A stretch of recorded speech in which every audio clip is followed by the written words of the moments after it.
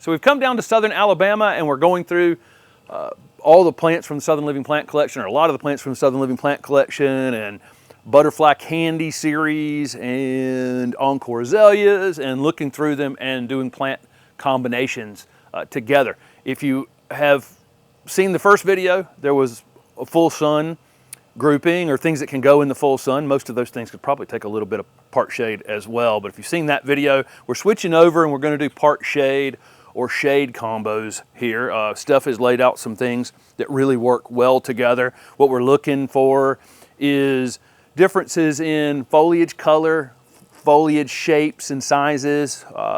For me, in the shady spaces, I tend to want things that either bloom white or have white foliage or have chartreuse foliage, or something in the combo that allows for it to stand out.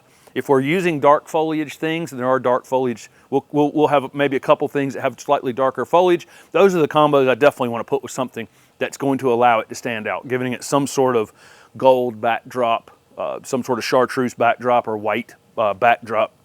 Because sometimes, you know, something will look great on a table, you know, at a nursery, and then you go put it in a part shade spot, and then you walk 25 feet away from it, and it just loses all detail in a shady space. So think about that with your darker spaces. We're going to jump right in with a combo that I really, really like. This is an oak leaf hydrangea down here called Terra, and I want you to look at how different this flower is than other ones that you may have seen. This is really Hydrangea paniculata-like, rather than oak leaf hydrangea-like. It's really, really tight cluster of flowers, and this is small for what Terra actually does. These leaves will be double this size in the ground.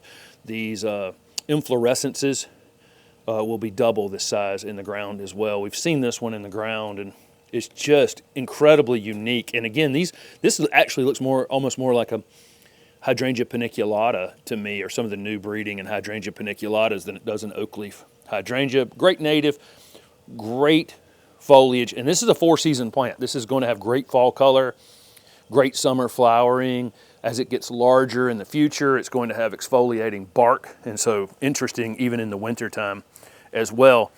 The low-growing evergreen that we have with it, this is a Loxley called Burning Love. When this thing is actively growing, has this really great reddish, burgundy, plum, I guess it's plum color, new growth on it. Gets absolutely covered in that growth. We're here in the summer, so the growth has slowed down a little bit on it. But anytime it's actively growing, it has this beautiful foliage.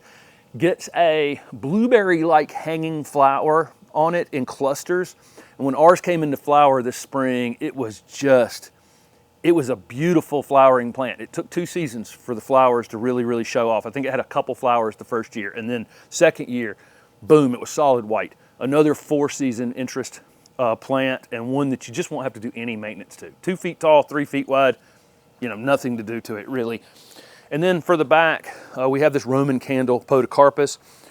This one, like a lot of these shade plants for the south, the further you go north, probably the more sun that this will tolerate. So if you're in 7B or 8A where we are, it will probably tolerate more sun than it will down here in the south. It definitely becomes more of a shade plant, and it's really because of this white on it that it will burn. We haven't had a tough summer in a few years either, you know, up in our area in the Mid-Atlantic, but at some point we will, and I suspect that if they're out in too much sun, they'll get a little bit of a burn on them. So, but all 3 of these will go in a part shade or shade situation and look great. This is upright and narrow.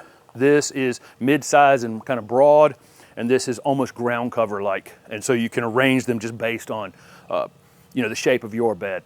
So this combination is a great combination of color and texture and leaf shape. We started off with Fatsetera. It's a great plant. It's not as upright. It can be upright, but you kind of have to make it upright with a trellis, or we attach ours to the screen and porch.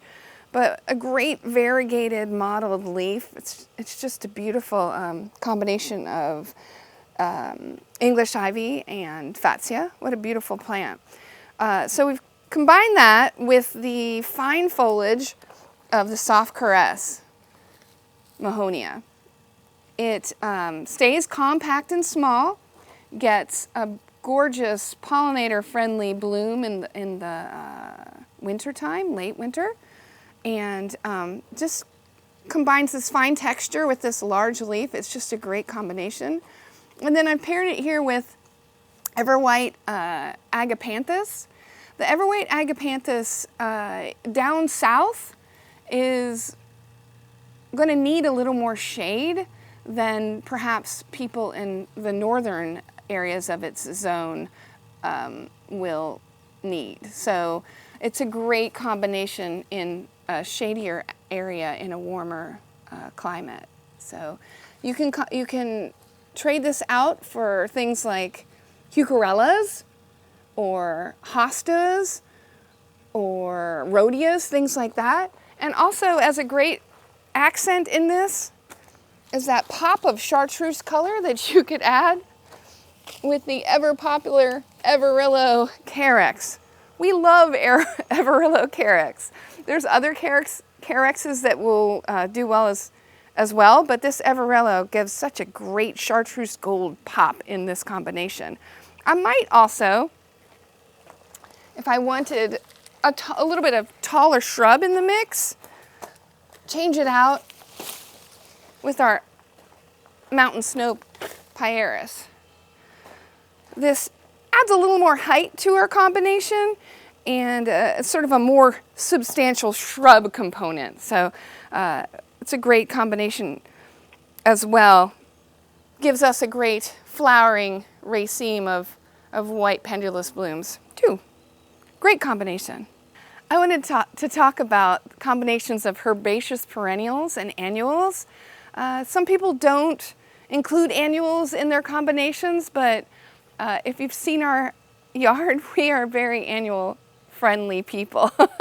We mix them with the herbaceous perennials, meaning they go to sleep, and we make great combinations. These are shade combinations. So first I'll start with the Royal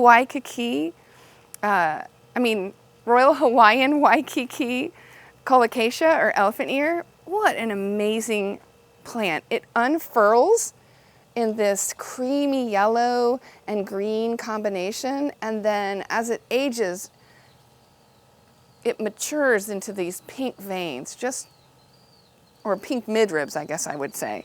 Just a beautiful plant for a pop of color. Like Jim says, if you're in the shade, you need to add some pops that are seen a little more than some of the darker colors. So this colocasia is just fabulous to offset a darker landscape. Paired it with Plectranthus, great pollinator plant to get some of the wildlife into your garden. Hummingbirds love it. Got this purple tinge of foliage to kind of move in and combine with the Waikiki colocasia. Now you wouldn't want to put it in deep shade because you would lose a lot of your blooms. And but in the part shade, it does quite well and blooms even though you're in the part shade. We've mixed it here with Agapanthus. Again, in some of the hotter zones, it needs to have some semi-shade to be at its optimum. But this combination really sings in a part shade, shadier area. Now, we could, if we take out our lovely Agapanthus, Everwhite is the variety, we could mix in, again, one of my favorites to pop in a shadier area, the Everillo Carex. A great combination. Of course, you can also follow up with some other annuals in the front to mix in more color and more zest in your landscape. I'm going to finish this up with multiple changes into a grouping of 3. I've come back with this Roman candle Podocarpus, which again is going to have an upright narrow habit. Again, this one can take more sun or part shade. We've got them in 2 places in the garden at the house. One in the front garden is probably getting a little more sun at certain times of the year and certain times of the day. The one in the back garden is up against the house and is getting very, very little. It doesn't seem to matter. It wouldn't like wet feet. So, you know, not a place that's going to have wet feet. We talked about having a different texture in the leaf or a different size of the leaf. That doesn't always have to be the case if you can do it with color. And so if you look at the soft caress Mahonia with the blue-green foliage, look how great that actually looks. So despite the fact that they have a very similar foliage shape, the color is contrasting enough that that makes, you know, gosh, that actually looks fantastic. It looks better than I even thought it was going to when I was putting them together to start shooting that. But those two, you know, the Roman candle podocarpus and the soft caress Mahonia. This is a Nandina called blush pink, and it will take the sun or the shade, really. This one has a pink new foliage throughout the season when it's growing, and then it turns fire engine red in the winter time. And again, it'll grow. Further south you go, the more shade you'd probably want to have it in, or you know, the more shade it will take. Further north, a little more sun. But I do like that. I like that combination. And again, keep in mind, I can't reiterate this enough. Some things change colors during the season. How is that going to have an impact, you know, on the overall look? And this particular grouping won't matter at all. That red will look just fine.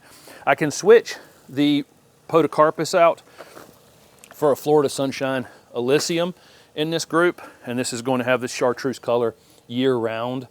This can be kept whatever size you want to keep it. It can try to get 5, 6, 7, 8 feet. I've seen one as tall as 10. I think the original one at Juniper Level Botanic Garden is pretty big at this point. And you know, we're keeping ours pretty compact next to our shed. We have a blue shed, and this thing in front of that blue shed, wow, is it a great standout. But these three, to me, really look great. If we didn't want this bright color and we wanted just a green backdrop, we could switch to Camellia sasanqua or Camellia japonica. There are a bunch of them in the Southern Living Plant Collection. Great varieties. We have October Magic Ruby, we have Rouge, we have October Magic Orchid. Camellia japonica wise, we have Early Wonder. It has the larger leaves if you want one that has larger leaves. So a lot of options with the camellias, but this will just give us a green backdrop, which then I'll take this Nandina out of this combo and I'll add the Everillo Carex into it. And so now the Carex is the standout in the darker space. The camellia will be green year round, and then it will flower depending on variety or depending on the species. You know, the Camellia sasanquas will bloom mostly fall up through winter. Camellia japonicas typically bloom after the new year, although that Early Wonder that we have in the garden blooms fall and spring. So if you can find that one, I highly recommend it. I can take this Mahonia out and I can slide this Pieris that Steph used earlier. This one's going to have reddish new foliage when it's actively growing. It's going to have the white flowers early in the spring, followed by a flush of kind of burgundy growth, which is going to settle into this kind of two-tone look. And I think this is a really great combo as well. Again, you're going to have a certain time of the year, it's going to have a lot of red and burgundy in it. This is going to be gold year-round. Most everybody watching can grow that Everillo Carex, and then you'll have this green backdrop to this grouping. So a lot of different changes and things that we can make, but we found these combinations, again, by taking a cart and rolling it around everywhere and putting things together and seeing actually how they look together, and then thinking about their changeability over the course of the year. So there you go. There are some shade combos or part shade combos that include Southern Living Plant Collection pieces. There was one that went up before this on sun combos if you want to go back and look at that. And there's a playlist on the channel called Combos where we're going to do all these combo videos. We had already done a couple shade ones, I think down at Swift Creek Nursery. Maybe we did one at home too. I can't remember, but they're all in a playlist. And so I'll link that down below and you can see what we're thinking about when we're thinking about plant combinations in the garden. Thanks for watching.